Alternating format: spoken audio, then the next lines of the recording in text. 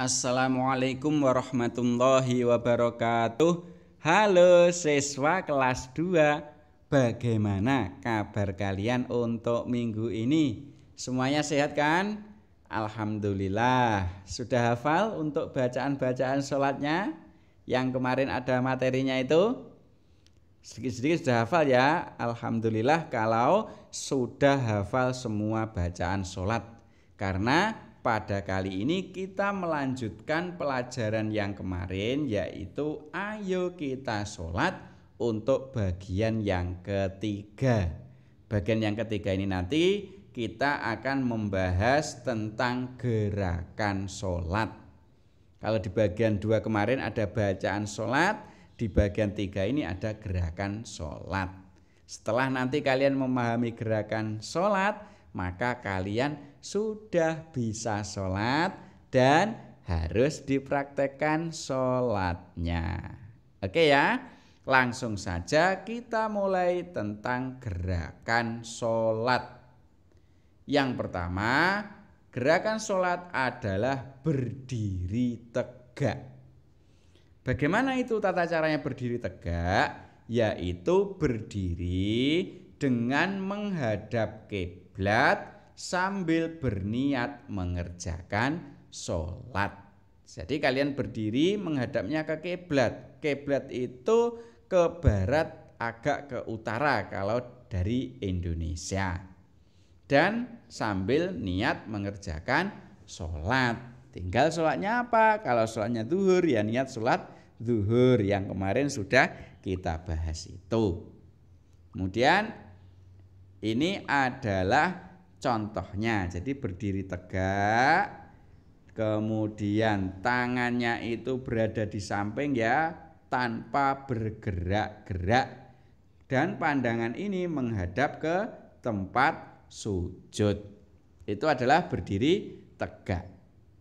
Berikutnya gerakan sholat yang nomor 2 adalah takbiratul ihram. Gerakan takbiratul ihram itu yang bagaimana? Yaitu mengangkat kedua tangan dengan jari terbuka. Maksudnya jari terbuka itu tidak menggenggam jarinya ya. Dan rapat antara jari yang satu dengan jari yang lainnya itu dirapatkan, tidak benggang ya, tidak ada jarak. Diangkatnya bisa sejajar dengan bahu atau sejajar dengan telinga. Untuk gambarnya mana? Untuk gambarnya ini. Jadi tangannya ini diangkat, kedua tangan, kemudian dibuka untuk telapak tangannya, jari-jarinya dirapatkan, diangkat, bisa sejajar bahu, berarti bisa seperti ini, atau bisa di sini sejajar telinga. Jadi mengangkatnya itu boleh sejajar bahu, boleh juga sejajar telinga. Bisa ya untuk gerakan takbiratul ihram? Bisa, sambil nanti mengucapkan Allahu Akbar, itu takbiratul ihramnya itu. Oke, itu gerakan yang kedua. Berikutnya gerakan yang nomor 3 adalah bersedekap. Bagaimana caranya bersedekap? Caranya adalah menggenggam lengan kiri dengan jari-jari tangan kanan. Jadi lengan kiri digenggam oleh jari-jari tangan kanan. Kemudian diletakkan di atas pusar dan di bawah dada. Berarti di perut itu ya, antara pusar dan dada itu kan perut. Itu letaknya sedekap. Lalu bagaimana gambarnya? Ini dia gambarnya. Jadi ketika bersedekap, ini jari-jari atau tangan kanan menggenggam tangan kiri. Ya, artinya tangan kanan diletakkan di atasnya tangan kiri. Kemudian tangannya diletakkan antara pusat dengan dada, berarti di tengah-tengah. Tidak boleh terlalu ke atas, tidak boleh terlalu ke bawah. Itu ya sedekapnya. Bisa untuk yang sedekap? Pasti bisa. Jadi seperti ini sambil dipraktekkan biar nanti bisa. Berikutnya setelah bersedekap, gerakan sholat yang nomor 4 adalah gerakan rukuk. Jadi kalau pas sedekap tadi yang dibaca apa? Yang dibaca ya doa iftitah, surat Al-Fatihah, sama surat pendek. Itu ketika bersedekap. Setelah itu baru rukuk. Bagaimana gerakan rukuk itu? Gerakan rukuk yaitu membungkukkan badan dengan meluruskan punggung sejajar kepala dan tangan memegang lutut. Jadi rukuk itu adalah membungkukkan badan lurus antara punggung dengan kepala. Kemudian tangan diletakkan dengan memegang lutut. Untuk gambarnya seperti ini. Ya. Membungkuk punggungnya ini lurus dengan kepala, kemudian tangannya itu diletakkan di atas lutut atau memegangi lutut. Itu adalah rukuk. Terus yang dibaca apa? Yang dibaca kemarin itu ya subhana rabbiyal azimi wa bihamdi. Itu untuk gerakannya seperti ini. Berikutnya yang nomor 5 adalah gerakan iktidal. Apa itu? Bagaimana cara iktidal? Caranya adalah bangun dari rukuk sambil mengangkat kedua tangan seperti takbiratul ihram tadi. Jadi setelah rukuk, bangun dari rukuk, tangannya itu diangkat sama seperti takbiratul ihram.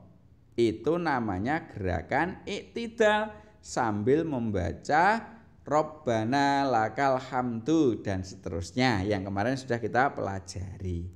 Untuk gambarnya seperti ini ya. Setelah bangun dari rukuk berarti ya berdiri tegak lagi. Ingat kalau berdiri tegak tangannya ini jangan bergerak-gerak. Ya, harus diam. Berikutnya gerakan yang nomor 6 adalah sujud. Bagaimana sujud itu? Sujudnya caranya adalah meletakkan jari kaki, jadi jari kedua kaki itu, kemudian meletakkan kedua lutut, meletakkan kedua telapak tangan, dan meletakkan dahi ke lantai, serta merenggangkan tangan dari lambung. Ini merupakan tata cara sujud. Gambarnya yang mana? Ini dia gambarnya. Jadi kedua jari kaki, kedua lutut, kedua telapak tangan sama dahi itu harus menempel di tempat sujud. Itu namanya gerakan sujud seperti ini. Bisa kalian mempraktekkan sujud? Pasti bisa kan? Oke. Sekarang kita lanjut saja, yaitu gerakan sholat yang nomor 7 adalah duduk di antara dua sujud. Bagaimana itu duduk di antara dua sujud? Caranya telapak kaki kiri diduduki dan telapak kaki kanan berdiri tegak serta kedua tangan harus di atas lutut. Itu adalah duduk di antara dua sujud. Gambarnya yang ini. Ya. Jadi kaki kiri ini gambar yang perbesarannya ya. Kaki kiri ini diduduki, kemudian kaki kanan itu berdiri tegak dan jari-jarinya ini memancat ke lantai. Itu adalah duduk di antara dua sujud.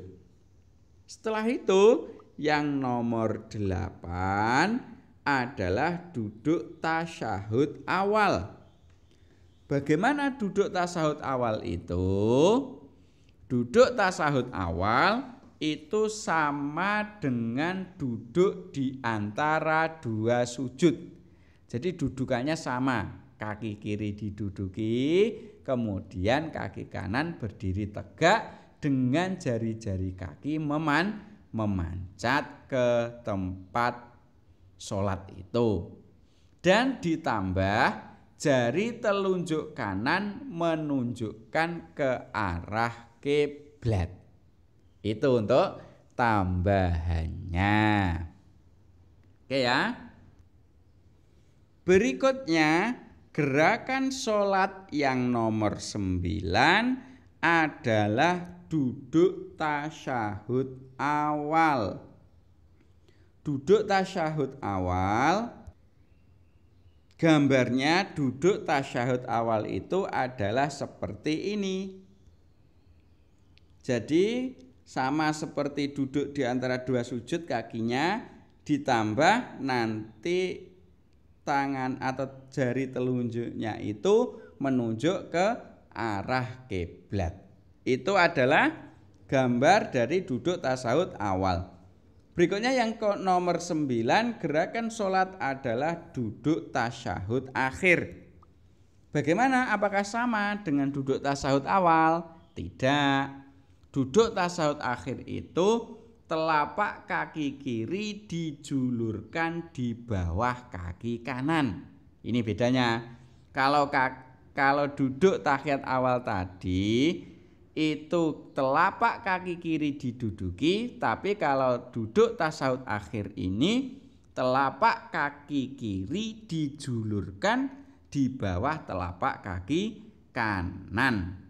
Kemudian untuk telapak kaki kanan tegak dan jari telunjuk kanan tetap menunjuk ke arah kiblat.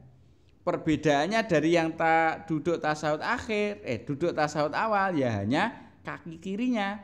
Kalau duduk tasyahud awal itu kaki kiri diduduki, kalau duduk tasyahud akhir kaki kiri itu dijulurkan di bawah kaki kanan. Gambarnya yang mana? Ini dia gambarnya. Ya, jadi ini gambar perbesarannya, kaki kiri dijulurkan di bawah kaki kanan. Bisa membedakan duduk tasyahud akhir dengan duduk tasyahud awal? Pasti bisa. Oke ya. Kemudian untuk gerakan sholat yang terakhir, yang nomor 10 ada gerakan salam. Gerakan salam itu yaitu berpaling ke kanan sampai terlihat pipi kanan dari arah belakang. Dan berpaling ke kiri sampai terlihat pipi kiri dari arah belakang. Jadi yang namanya salam itu mengucapkan assalamualaikum warahmatullah sambil berpaling ke kanan, sekira orang yang ada di belakang kita itu bisa melihat pipi kita sebelah kanan, dan langsung berpaling ke kiri dengan catatan pipi kiri kita itu bisa dilihat orang yang ada di belakang kita. Itu adalah gerakan salam. Gambarnya yang ini. Jadi berpaling ke sana dan juga berpaling ke sini sambil mengucapkan assalamualaikum warahmatullah. Itu adalah tata cara sholat utamanya yang gerakan sholat. Sudah bisa ya? Alhamdulillah, kalau sudah bisa berarti kalian saat ini sudah bisa melaksanakan sholat. Sementara itu semoga bermanfaat. Saya akhiri. Assalamualaikum warahmatullahi wabarakatuh.